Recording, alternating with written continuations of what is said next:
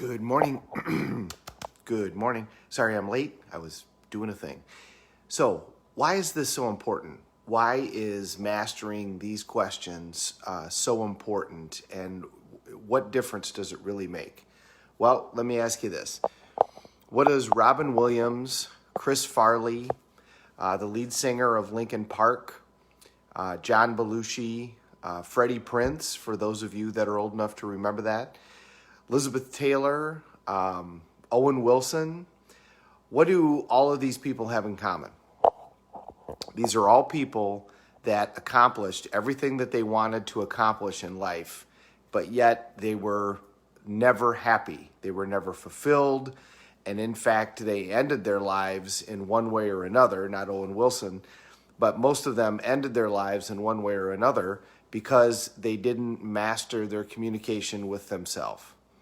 And Robin Williams is probably the greatest example. Back when I was a kid, John Belushi was the greatest example. They both did everything that they wanted to do. They were massively successful in the entertainment industry. They started out in comedy.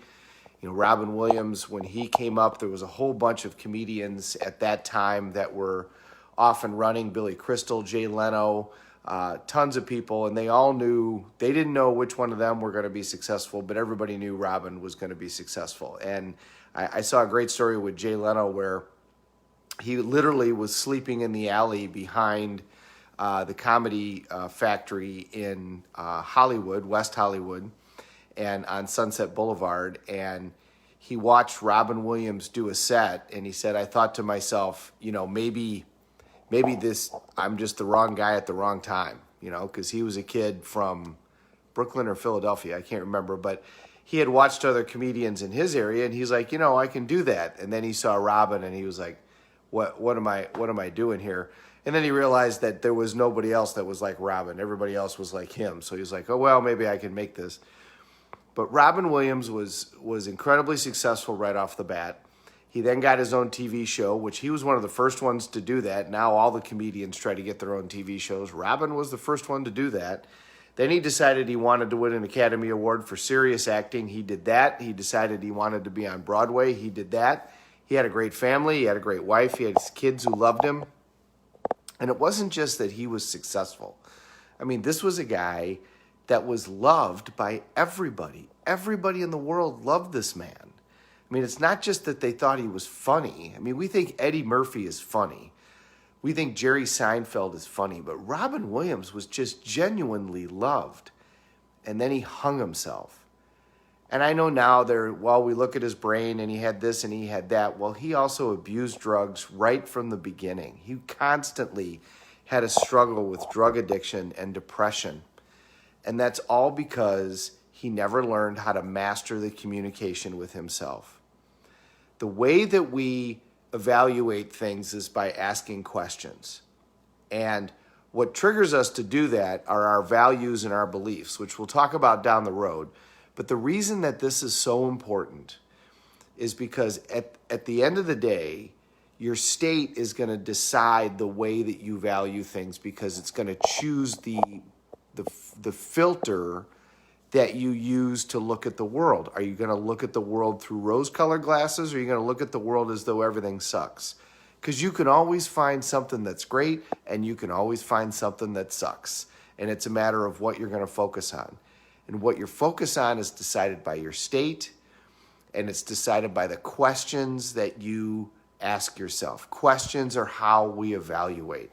And you can say it's state and then questions, or you can say it's questions and then state. They're totally interdependent. But state is decided by physiology first, more than anything. Evaluation is decided by the questions we ask. This is why starting your day with questions like, what's great in my life, and how does that make me feel? What am I grateful for in my life, and how does that make me feel? Who loves me, and who do I love most, and how does that make me feel? What am I excited about in life, and how does that make me feel? That's what's allowed people who have had huge tragedies in their life still live full, happy, and fulfilled lives, like Morris Price, the Holocaust survivor that I talked to you about, that I met. Or there's a ton of great speakers out there right now that are people that have been, born with one limb, or no limbs, and yet they still surf and they bodybuild and they just absolutely have an amazing zest for life. And you can think to yourself, how can they do that? Well, their question is, how can I not do this?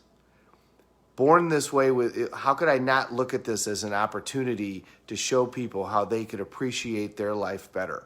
When you ask a question like that, you're going to get a completely different answer. That's the difference between those people who ended up in tragedy, even though they had all of the success that they wanted in life, and people who were born with, nothing in a way, and yet still end up with hugely successful, fulfilled lives. The difference is the way that they evaluate, and the evaluation is the difference with the questions that they ask.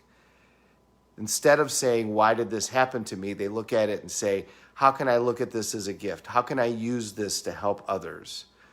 How could I not use this to help others and show them how they can live their life? So the questions that you ask yourself are going to decide whether or not you're happy no matter what you do. Because you could go achieve all of the goals that you want and at the end of the day still feel terrible if you continue to ask the wrong questions. So that's why this is so important. These evaluations, these way of looking at the world decides whether or not you're going to be fulfilled or not. Remember the science of achievement and the art of fulfillment? Science of achievement, quite frankly, is pretty straightforward. Know what you want, take massive action, have sensory acuity, model somebody else. The art of fulfillment takes more.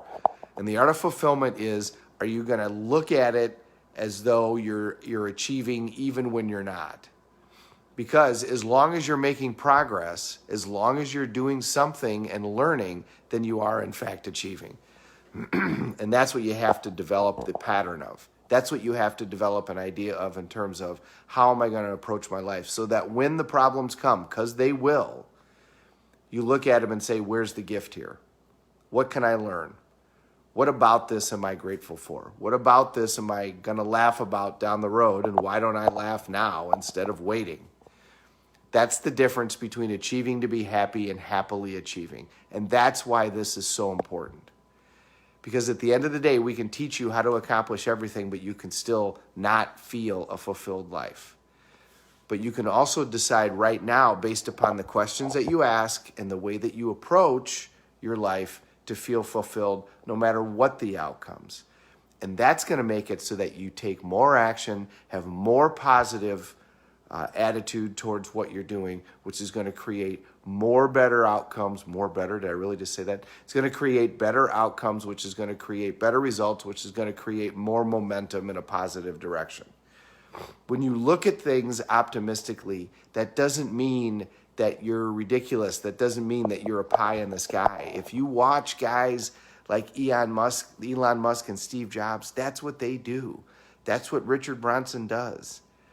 They look at failures as learning and they say, okay, great. How can we move forward from here? They never get stuck. And they always are shooting for the moon, or in Elon's case, Mars. And if it doesn't work out, okay, well, you know what?